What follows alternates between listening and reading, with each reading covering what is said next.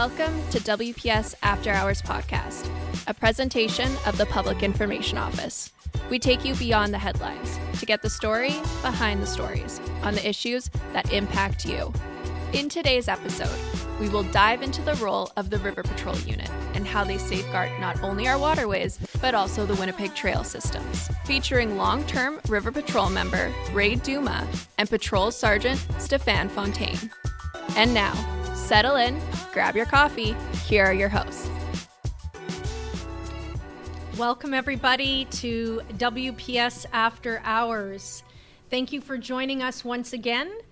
Today we are having an interesting podcast with our guests from our River Patrol Unit. My name is Constable Danny McKinnon with the Public Information Office. As well, my partner Constable Claude Chancy and our guest Patrol Sergeant Stephane Fontaine and Ray Duma, both from the River Patrol Unit. Before we begin, we will just do a quick content warning. Claude? Good day, everyone. Information contained in today's podcast may relate to issues of violence or trauma, which could be distressing for some individuals. Be mindful of your well-being. Consider whether or not engaging with this content is appropriate for you. Danny? Thank you. So we have Ray Duma. He's a senior River Patrol officer. He comes with 35 years of experience in terms of boating safety and education. And he has been with the Winnipeg Police Service River Patrol Unit for 26 years. Thank you and welcome. Thanks for having us. And with us as well is Patrol Sergeant Stephane Fontaine. He's a 24-year veteran with the Winnipeg Police Service, very recently appointed to the River Patrol Unit as supervisor. 14 years with the Underwater Search and Recovery Unit, as well as an impaired driving countermeasures coordinator, which brings a lot of experience to the position he's currently appointed to. Welcome to today's podcast. Thank you. Who makes up the River Patrol Unit? Well, the unit itself has been in existence for over 100 years, really. Patrolling on our rivers has existed for many, many, many years. I can tell you it existed as the Harbor Patrol up until 1998, 99 or so, when it was basically amalgamated into the Winnipeg Police Service and changed from Harbor Patrol to the River Patrol Unit. Right. And ever since, we've been obviously operating as a River Patrol unit, not only on the rivers, but also covering some of our trail systems around the city, including the floodway, for example, which we'll cover by patrolling with ATVs or UTVs. And in the winter, you'll see us on snowmobiles as well. So it's not just a summer job. That's right. For some. Now, if you're looking at complement, I have two regular or full-time members, Ray Duma and Mike Braco. They're there full-time. But as you can imagine, the need for more enforcement occurs during the summer time, which we bring in an additional 4 members to add to our complement. And Stephane, what kind of training do all these members bring with them, or what's required for them to be able to operate in this unit? Yeah, so just through the application process, they need some basic skills, such as their bronze medallion as a swimmer. But they also have to go through a test and show some basic kind of the boating safety guide that you would use to get your operator card. We test them through that. But once selected, we put them through a pretty intense refresher for some if they're returning members. But if they're brand new, we go through all of the different authorities that they have, the acts, regulations that they're expected to enforce, and then we do practical exercises. I giggled before for two reasons. One was I remember getting my own bronze cross. I was a youth, early teens, and I was just thinking of these members who want to do this unit and go, oh shoot, I didn't have a bronze cross, and now they have to go to the YMCA or whatever other pool and get their bronze cross as a full grown adult. So I just sort of had a little vision about that I thought was funny. And then the other thing that came to mind, and I know this is just making a little bit light of it, is you always see the memes on social media about the test of a true marriage is launching your boat. So I'm sure you've seen, witnessed to quite a few different scenarios. Yes. Well, we cover quite a bit of time on trailering and learning how to back up your trailer or ultimately your boat in this case, and try not to end up on a YouTube video. Exactly. Right. If somebody in the public wants to operate a boat, can you just run us through the steps? I know there's just an online boating certification, and tell us what other steps they need to go to before you get the operator's license. And then once you do, what do you need in your boat for safety? Well, that's a great question for our expert here, Ray, I think. Okay, Ray. Okay. Basically, everybody who operates a motorized vessel in Canada needs an operator card. An operator card is much like a driver's license for a vehicle. That can be done very easily by multiple different companies that are online, or there's agencies that you can go to and write an exam. They're very short. There's not much. It's a basic boating test that allows that person to operate a motorized vessel. That's what we're looking for when we stop somebody. We're looking for their safety equipment, and we're also looking for that item. What are the essentials for safety equipment? Well, basically, as you start from a smaller craft moving upward in length, you need more equipment. But for the basic operator who's out with just a runabout up to 19 feet 8 inches is going to be required to have one approved Canadian approved life jacket for everybody in that vessel. And an approved life jacket is something that is intended for that person. So that life jacket's going to fit him. It's not going to fit you. So we're looking for that. We're looking to make sure that life jacket's in good working order. So if there's any tears, rips, it's not going to be qualified. And also the last thing, it has to be either Department of Transport approved or Canadian Coast Guard approved. Now that's going to be within the garment itself. Inside the life jacket, if you were to open it up, you would see that displayed. Now if that display is not readable anymore, then again, that would be a life jacket that's not worthy. So that's what you're looking at if you were to do a boat side check. But are all of the boaters required to wear it, or does it just have to be stowed on the boat? Often when we stop a boat, people are scuttling around, and it's taking them 3 to 5 minutes to find their life jacket in a perfect situation while they're not going anywhere. If they were to get into a boating accident and someone's to be thrown from that boat, I mean, the chances, for them aren't going to be great without that life jacket on. So can I go back a little bit towards, something that you said, Ray, about having just an operator's card to be able to operate a boat on our waterways? Maybe Stephane, maybe you might be able to answer this question.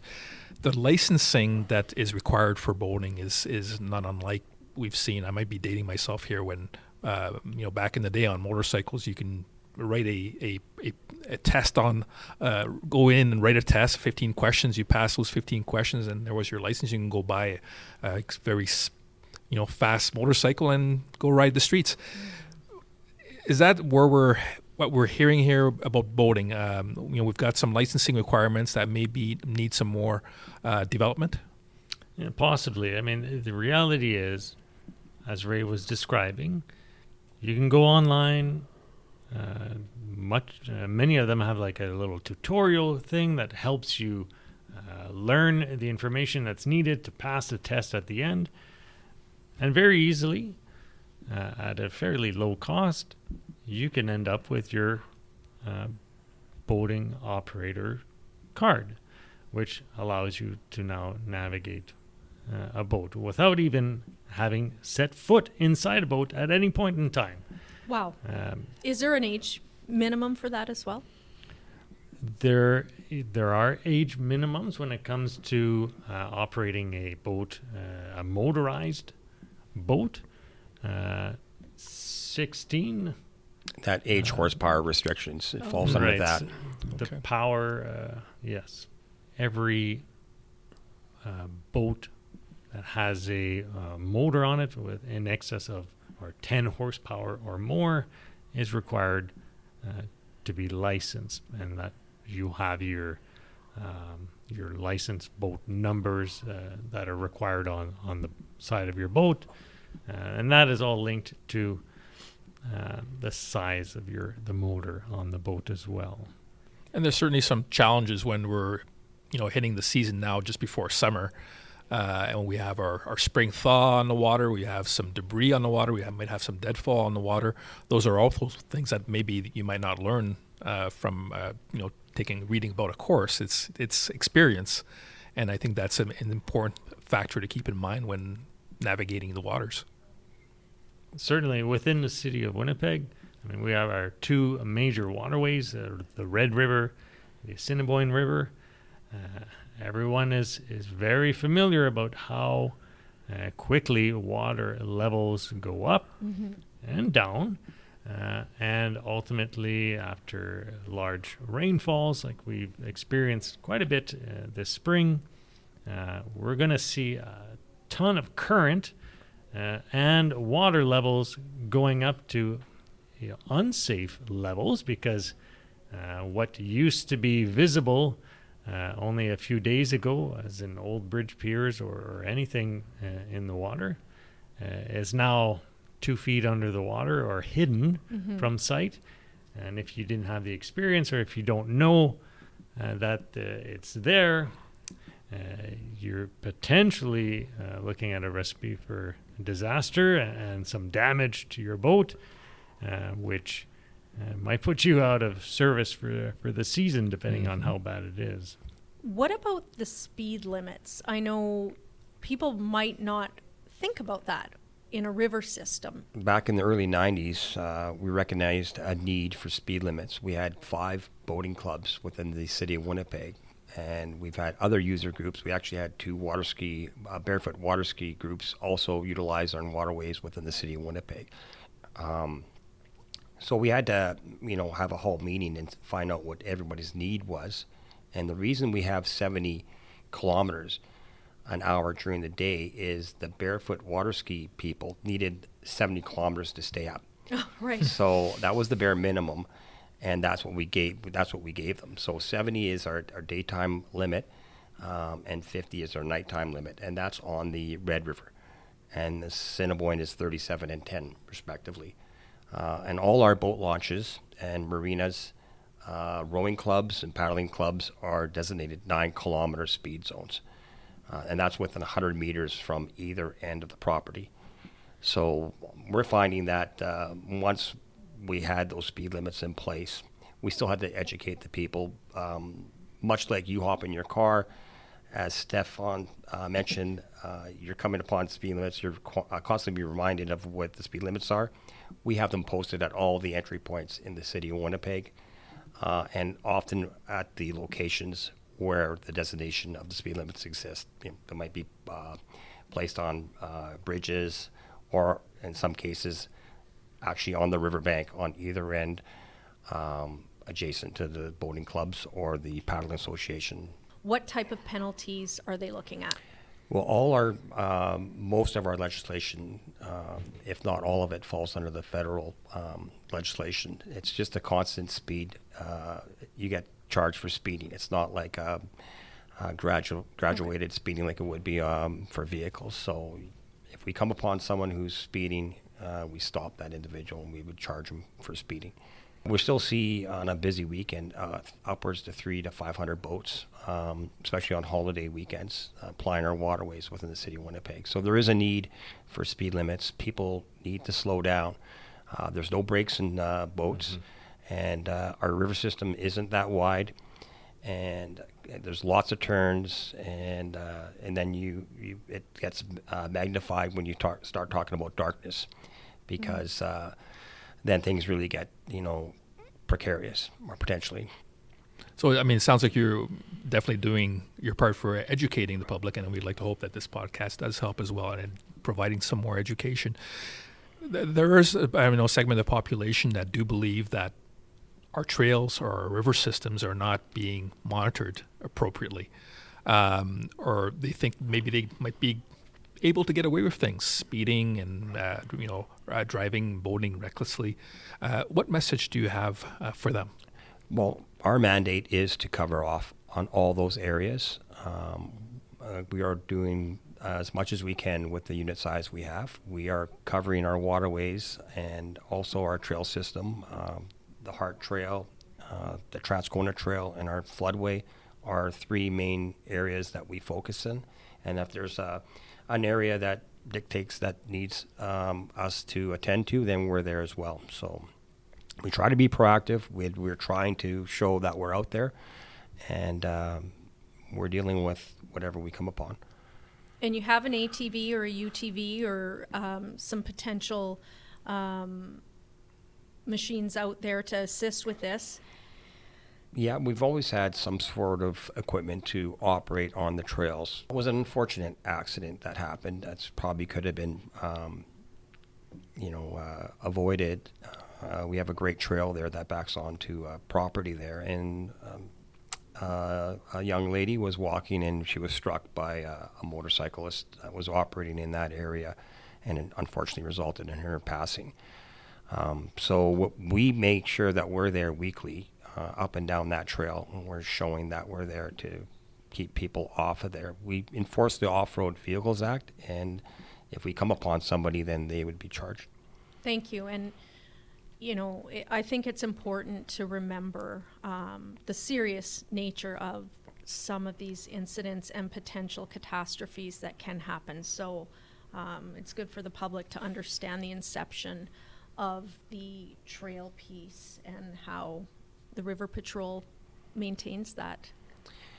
Quite often we find when we're in these areas, there'll be people jogging or walking, and they'll see or hear our machine come up, and initially they're not happy because they think it's somebody that shouldn't be there, and then they recognize it's the Winnipeg Police providing more of a safe environment for them. Some of these areas we are up on, there's a lot of trees, and there's some areas that are not quite well lit, so it's good that we're up and down these trails. Not only the people that are utilizing, there's other people that might be looking for an opportunity to take advantage of someone. So if we're up and down those areas quite often, I think we're trying to provide a safer environment for everybody. Thank you very much. Could we talk about maybe the amount of rescue incidences maybe that you might have been involved with in the last couple of years? Like, is this something that we've seen an increase in? Is it fairly common, or more common than people think? I don't think a lot of people generally know how often people enter the water in the city of Winnipeg, and we're often attend calls to those to get people out of the water or to rescue people who are in the water. It's between ourselves and the fire department. I don't have exact numbers, but it's quite often during the summer months that we attend these calls. It could be a couple calls a day to extract people from the waterways.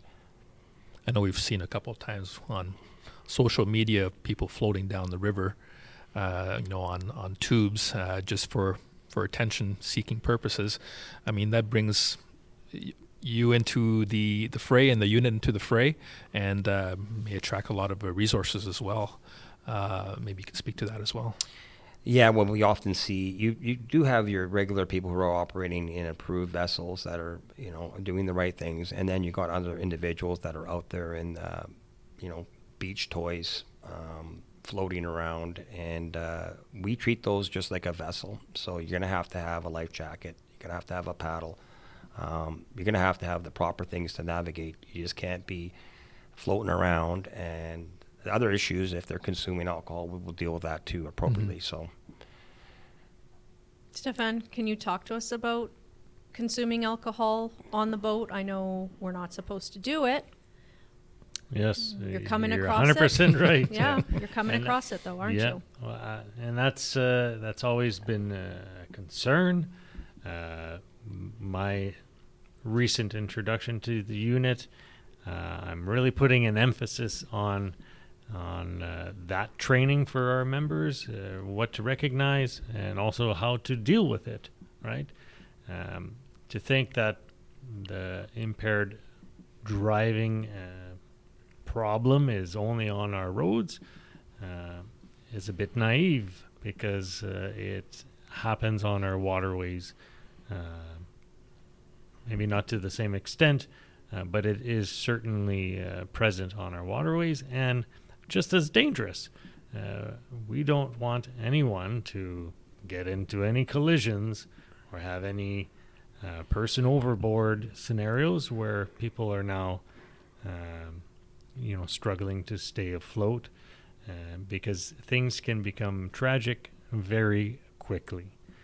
And as Ray mentioned, when an emergency scenario occurs, are you prepared to respond, and do you have the right life-saving equipment on board?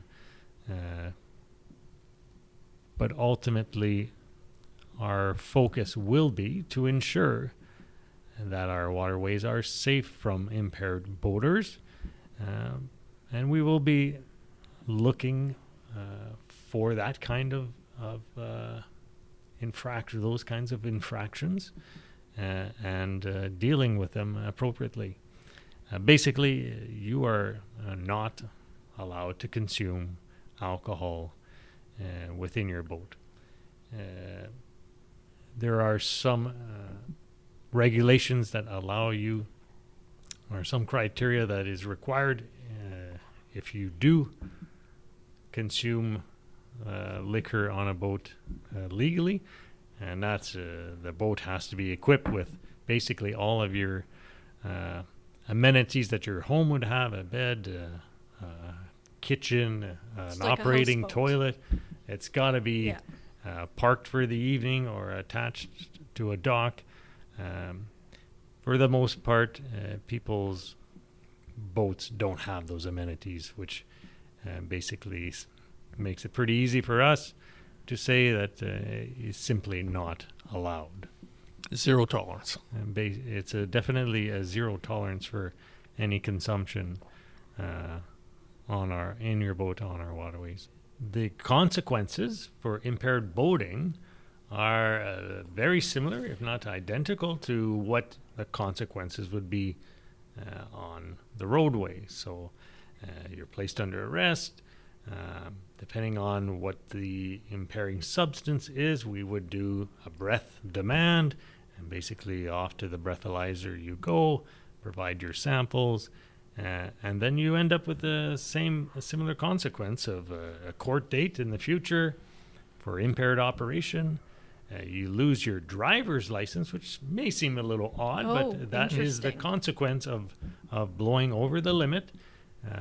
You lose your driver's license for at least 3 months, and potentially at the end, after being convicted, you may be prohibited from operating conveyance, is the terminology, which basically means no motor vehicle, no vessel, no aircraft, no trains, you name it. You can't drive anything.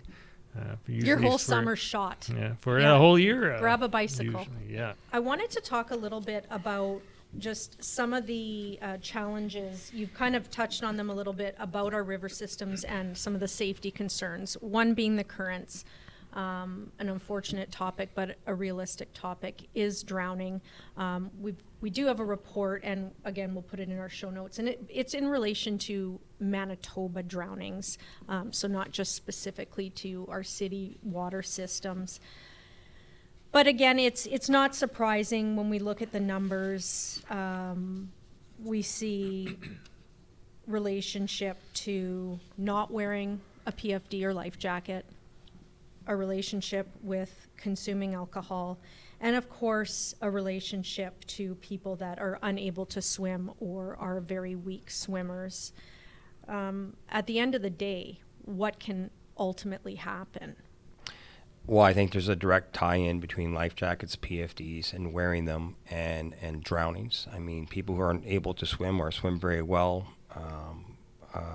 I think they should be wearing the life jacket in and around waterways. You never know what can happen, and it happens fast. So if you happen to fall out of your boat, your life jacket's gonna keep you afloat. Parents with young kids, often, it's hard to watch over your kids at the beach with other kids that are around. You put a life jacket on them. More often than not, they're going to be safe. It happens really quick, and if you don't find somebody in the summer months, if they were to drown, it's an unfortunate situation. So I'm a big proponent of wearing your life jacket. It could save your life. Gentlemen, do you have any other messaging or points that you would like to provide our community? I would suggest that someone takes the next step and takes a higher level boating instruction. Another thing you required is vessel licensing.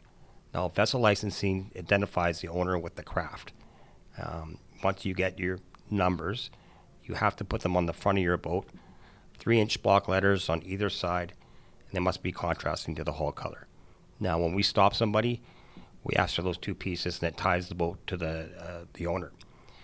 Often not what we find is that someone buys someone else's boat, and they don't do what's called the transfer of ownership. Right. So we might find 3 owners passed because that person hasn't actually gone out to do that. Quite often we find people are really excited to get out, especially in springtime. All their equipment's maybe put away, and they haven't identified where it all is. They get their boat out, they just want to get on the waterway, and all of a sudden they don't have their life jackets, or they don't have their vessel license, identification on board. So what we're asking everybody to do is just make sure you identify what you require for your particular craft. And as I said earlier, as the crafts get larger in size, you require more items. So make sure you identify what you need.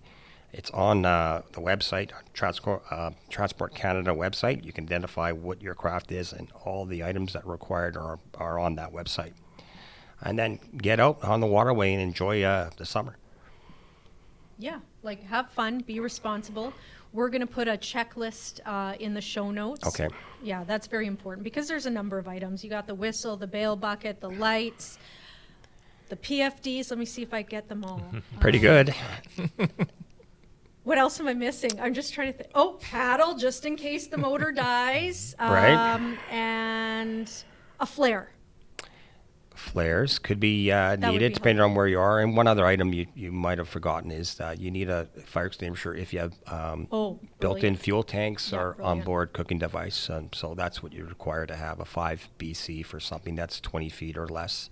Thank you so much. I think we'll conclude here. We really appreciate you coming. That was great in terms of just a brush up for safety for the public, but also just to let everybody know that you're not just on the waterways, you're on the trail system as well. And that the penalties are the same, whether you're on a waterway or the roadway. We're talking about the same. It's the real deal. Yeah, absolutely. Same penalties can come to you. Yeah. Well, thank you to our guests. Thank you to our listeners. Thank you to my co-host. We will see you again. Thank you for listening to WPS After Hours. Highlights and links referenced in this episode can be found in our show notes. Please subscribe and share.